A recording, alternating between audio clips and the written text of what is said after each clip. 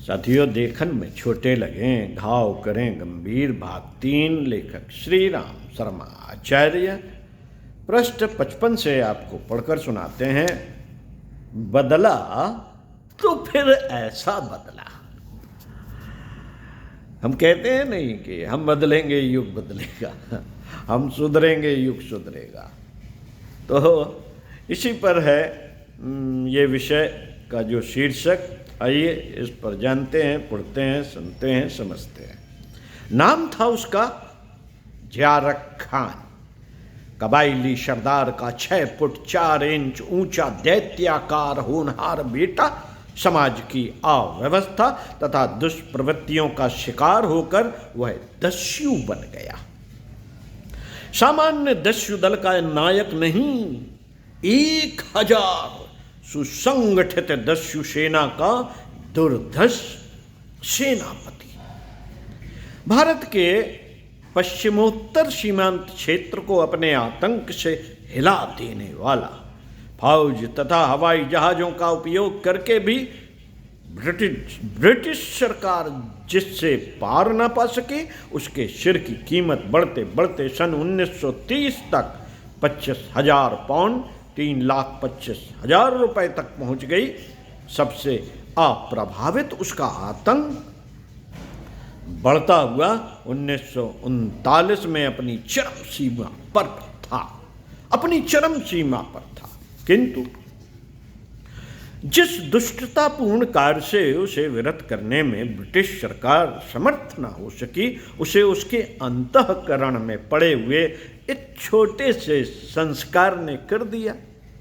अपनी दुष्टता की तृप्ति हेतु एक व्यक्ति को कोड़ों से पीट पीट कर अपने हाथों मार डालने के बाद जारक को पता लगा कि वह एक मुल्ला था,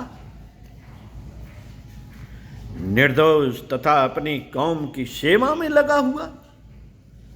इस पवित्र व्यक्ति की हत्या का उसे इतना अधिक दुख हुआ कि फिर वह अपने कार्य को चालू न रख सका। मनुष्य को यदि वास्तविक आत्मग्लानि हो जावे तो वह आत्म सुधार हेतु बड़े से बड़ा कदम उठा सकता है।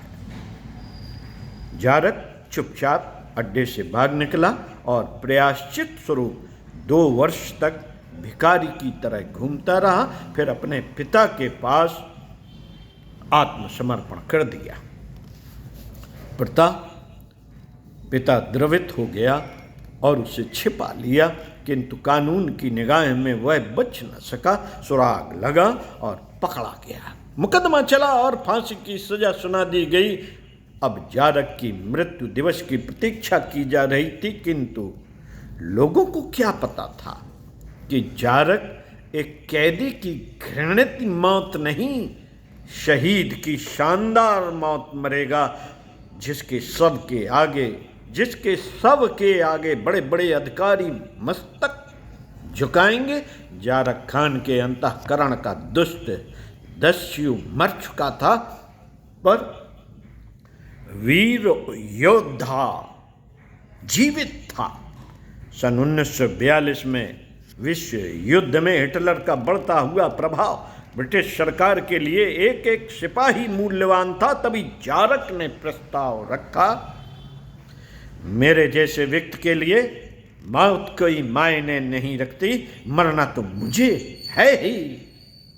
अच्छा हो कि फांसी के फंदे को गंदा करने के स्थान पर मुझे दुश्मन की गोलियां का सामना करने दिया जाए। उसमें विश्वास की झलक तथा हृदय की सच्चाई की महक थी। अधिकारियों ने बात आगे बढ़ाई और प्रस्ताव स्वीकृत हो गया। जारक की विभिन्न क्षेत्रों में जासूसी पर तथा गुरिल्ला टुकड़ियों में जारक को विभिन्न क्षेत्रों में जासूसी पर तथा गुरिल्ला टुकड़ियों में रखा गया। हर जगह उसकी सूझबूझ और साहस की धाक जमती रही। 1943 में उसे वर्मा की गुरिल्ला टुकड़ी में भेज दिया गया। अपने कार्य और गुणों के कारण टोली के नायक का वह परम मित्र बन गया। 6 अप्रैल को वह अपने एक गोरखा साथी के साथ जापानी शत्रु सेना की टोह लेने गया। लौटने पर उसने देखा कि उसके अड्डे पर जापानी सेना की एक टुकड़ी ने अधिकार कर लिया है। 12 साथियों में से 9 की वह हत्या कर चुके थे, शेष 3 बंधे थे, जिनमें उसका नायक भी था। 2 को जापानी सैनिक संगीन चुभ कर अधमरा कर चुके थे और उनके बाद नायक का नंबर था, टोली नायक का नंबर था। जारक सुरक्षित था, आसानी से भाग सकता था, किंतु अपने साथियों की दुर्दशा उससे न देखी गई। उसके जिन संस्कारों ने उसे दस्यु जीवन से तथा फांसी के फंदे से मुक्ति दिलाई थी, एक बार पुनः आगे आ गए। वह सारे संस्कार एक बार पुनः आगे आ गए। उसने उनका निर्देश पुनः माना और जो सम्मान पाया उसके लिए बड़े बड़े सेनानी तरसते हैं। जारक ने अपने गोरखा साथी को तेजी के साथ पास की छावनी से सहायता लेने को कहा।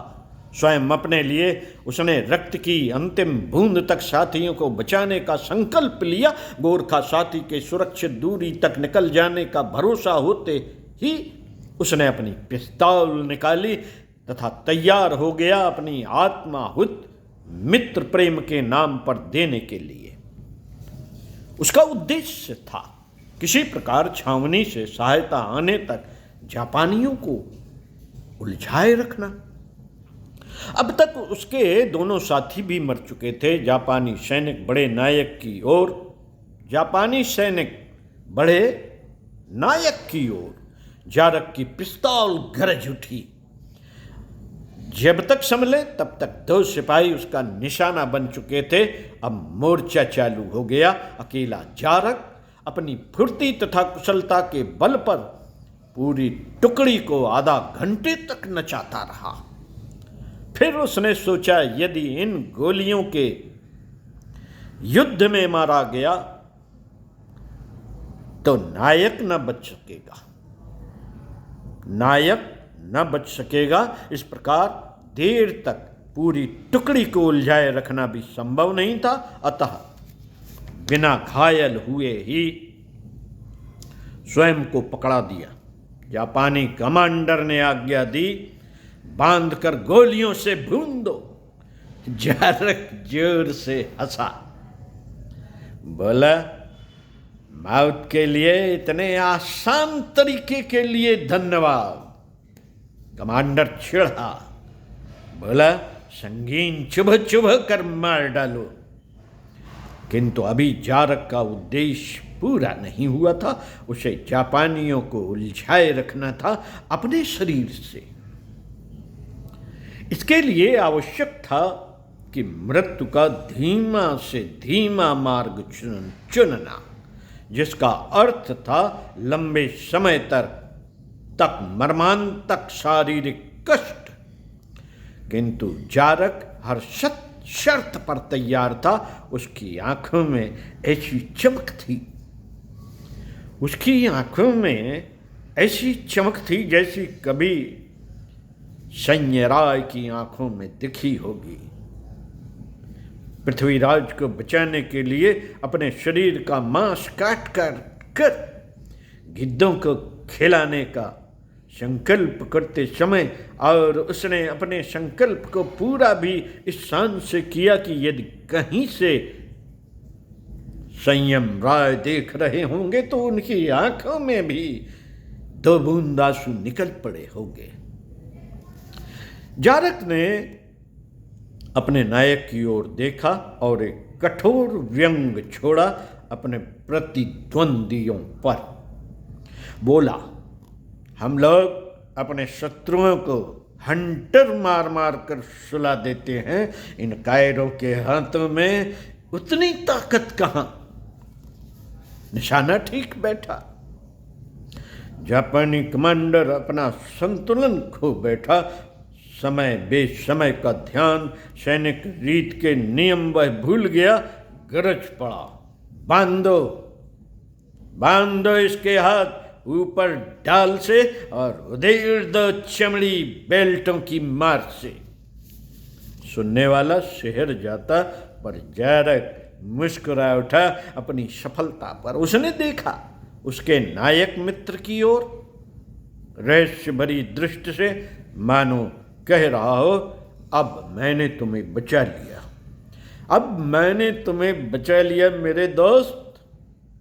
नायक के नेत्र डबडबा आए थे, असमर्थ था। असमर्थ था जापानी इस मौन संवाद से अनभिज्ञ अपनी कार्यवाही में लगे थे। जारक पर दो सैनिकों ने बेल्टें उतारकर पूरी शक्ति से बरसाना प्रारंभ कर दी। जारक खड़ा था, शांत निश्चल। जब कभी जापानी कमांडर की आंखों से आंखें मिलती तो खिलखिलाकर हंस पड़ता।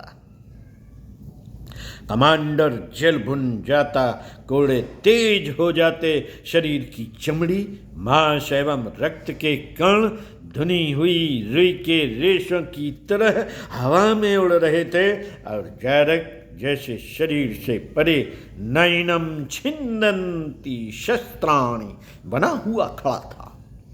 मारते मारते सिपाहियों के हाथ थक गए तो फिर चुनौती दी।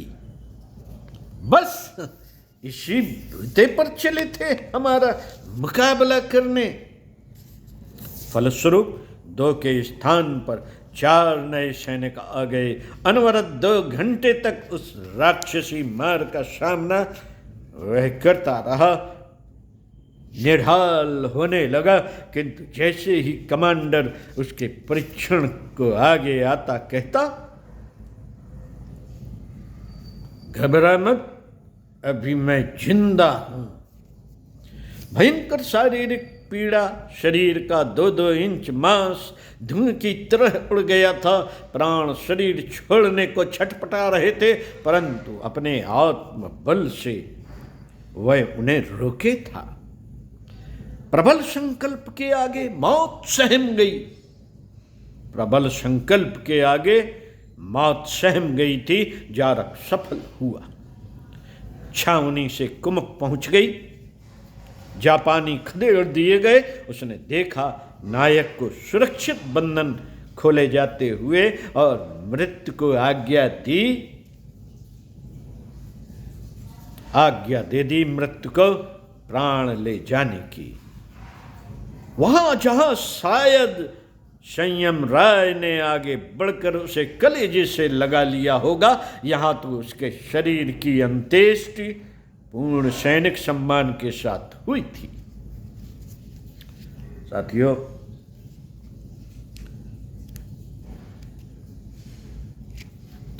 ऐसे बदलना पड़ता है। अपने आप को बदलने के लिए आसान काम नहीं, बहुत सारी आदतें बदलनी पड़ती है। मन को इसी तरह कोड़े मार मार के झुकाना पड़ता है, तोड़ना पड़ता है। अहंकार तभी टूटता है। ओम शांति। मिलते हैं अगले वीडियो में इसी पुस्तक के साथ एक और कहानी। देखन में छोटे लगें, घाव करें गंभीर। विषय होगा श्रम देवता की आराधना ही जीवन की सच्ची साधना है। ओम शांति।